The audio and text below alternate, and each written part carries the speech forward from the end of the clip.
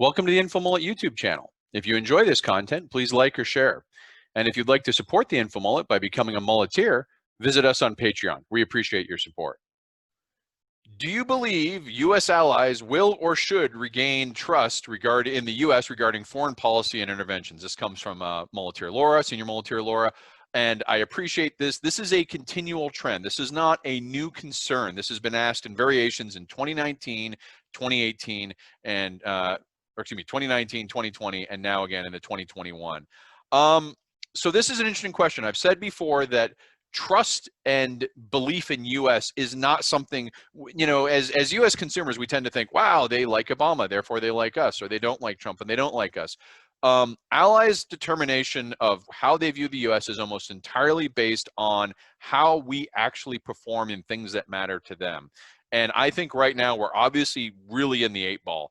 Or behind the 8 ball. We are way down in a hole in terms of how we are perceived for doing things that matter to them. And you look at it in a couple major ways. NATO, we've lost a lot of ground in NATO, but I think that's strong enough to recover.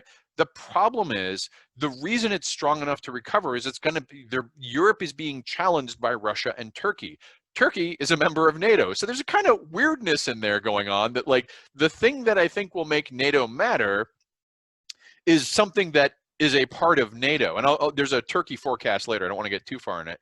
But another thing that's interesting, with the European Union, the United Kingdom and the European Union was always the Virginia as the colonies and the states of the Confederate Articles are to the U.S. before the Constitution. Virginia played that role of, we don't want to centralize anything. Jefferson's famous for decentralize everything, no central power, no federal power, anti-federalist. As Virginia played that role in the formation of the United States and the Constitution, so too did the United Kingdom play that role for the European Union. Well, I think they got a settlement finally, and with a couple days left coming under the wire, the United Kingdom leaves the European Union beginning in January. And that means that this anchor for sort of anti-federalist momentum goes away with it. And it's not to say that there aren't groups. Hungary is obviously there's a lot of, in Hungary, Austria, things like that, there's still some pushing against European Union federalism, but a big pusher of that, the United Kingdom, is leaving the European Union. And that means the European Union may increasingly look to Germany and France and not to the US. So, especially when it comes to COVID-19 response, we have absolutely not demonstrated the kind of sufficiency. Asia, I talked about last week, we've dilly-dallied in there. We've had several presidents who tried to make the South China Seas and East Asia policy. I think Japan is going to continue making local alliances in the region. They have that alliance I mentioned, that military defensive alliance with Australia. South Korea is going to be looking to get in on some of those. India as well.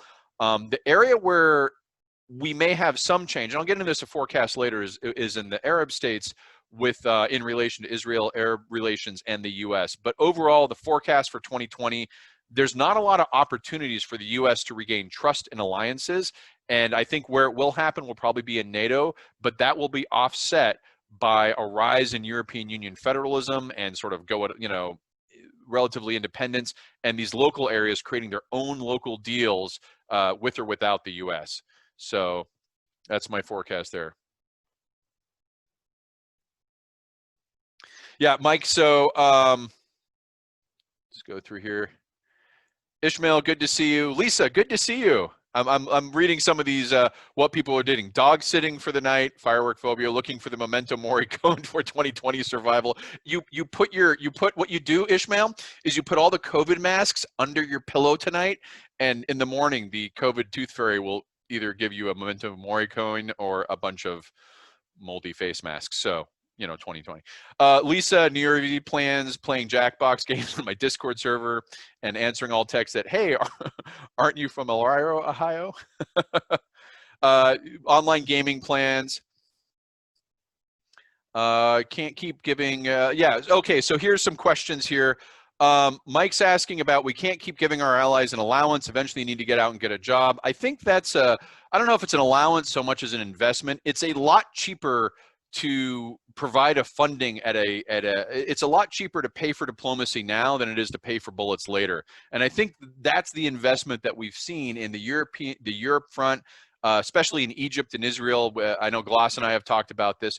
A lot of these things we pay, they look like big dollars until you compare them to any war we've ever been in. And it's certainly going to be a lot more expensive if we have to go deploy over. So I think there's a valid point about what the shares of percentages are and the allocations, but I don't necessarily view it as an allowance. I view it more as an investment, which is, of course, what every accountant says when they want to say something's an expense that's actually a benefit.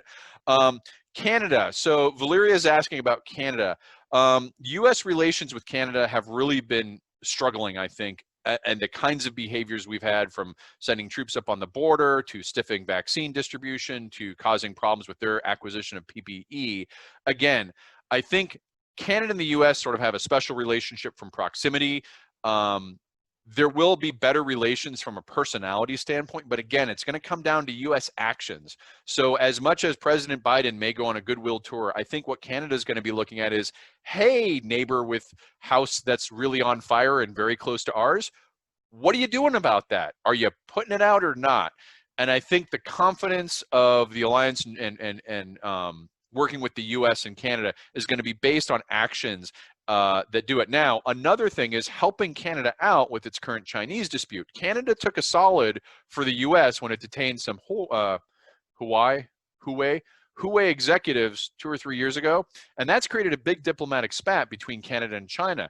And the U.S. was kind of like, thanks for nothing, but talk to you later. So, you know, to the extent that the U.S. can help in that, if to the extent Canada wants help, there might be some of that. Having partnership policies where we have an integrated approach to global issues might help, but I think the biggest thing Canada is going to be looking with, and it's going to be the main thrust for the rest of the evening, is what's going on south of the border. Do we trust you to have COVID-19 under control? Because our economy is very dependent on this mutual working together and working well.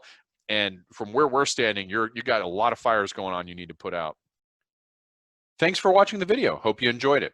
If you'd like to follow the InfoMullet, visit us on Facebook or Twitter.